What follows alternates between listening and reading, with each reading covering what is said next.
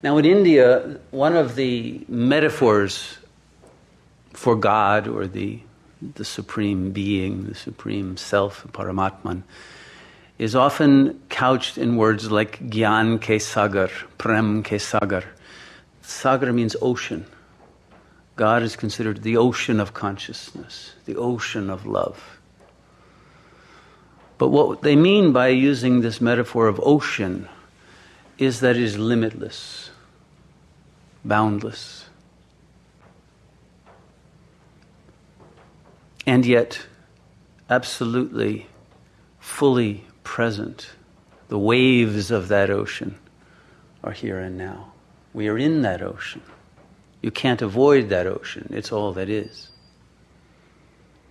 But the ego mind has learned to create the illusion of extracting itself from this oceanic, vast, limitless, mysterious being, and to focus on some object floating in the ocean and say, that's me.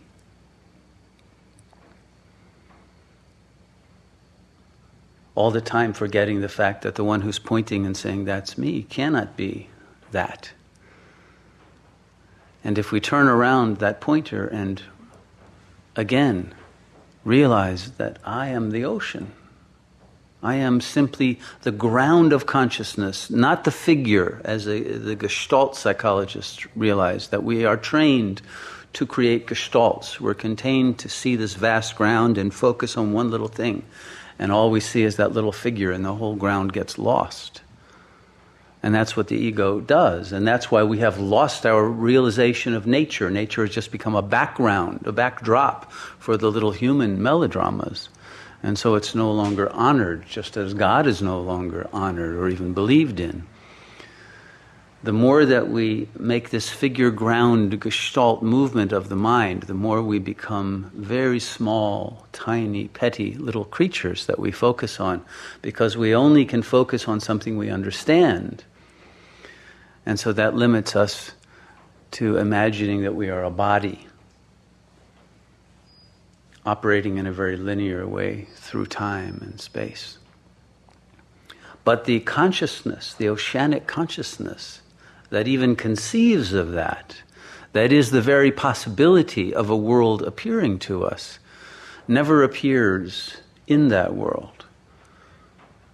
Just as when you're in a dream, the mind that's dreaming up that dream doesn't appear in the dream.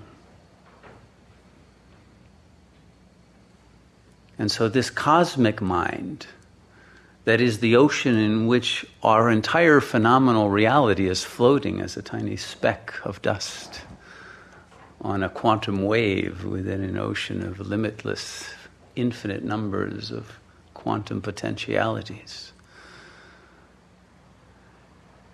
is eternally in that state of absolute bliss. Because the bliss is the consequence of being undefinable, of being beyond objectification.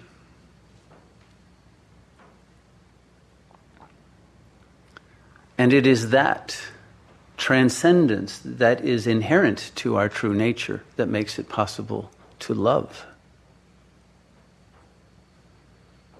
Because love is the realization that we are all floating in this ocean of consciousness, and that ultimately we are all waves of the same ocean.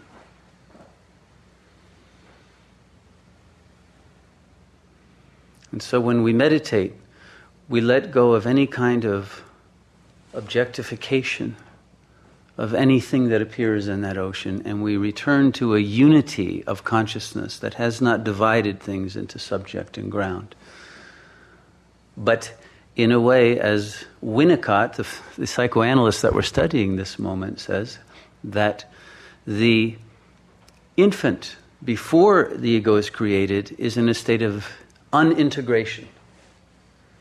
But what that means is it has not yet contracted itself. I would say it's an uncontracted state. It is back in the vastness of that oceanic realization of all that is. Well, we can return to that state without losing the capacity to understand and symbolically analyze, But if we realize that the self that has that capacity is beyond and is untouched by the movements of the waves of the ocean, because it is itself the very water of that ocean, then the mind lets go of all of its concern for whatever object appears. It lets go of worry, of anxiety, of fear, of identification. And you can again experience what it is to be, not to do, not to have, not to want, not to fear, but simply to be. And it turns out that simply being is the most miraculous state we can achieve. And we are already that.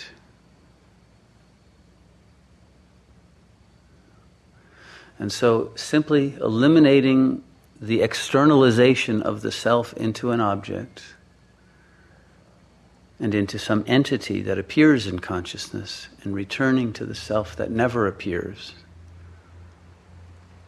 but is presence itself, is the completion of the journey. Nothing more need to be gained than what we already are and have always been. Simply to be contented with being, and to allow that contentment to disseminate its waves of peace and bliss throughout the whole organism and throughout all of the levels and layers of the mind, until all of those different complexes are again permeated by peace and magnetized back to dissolve into the ocean.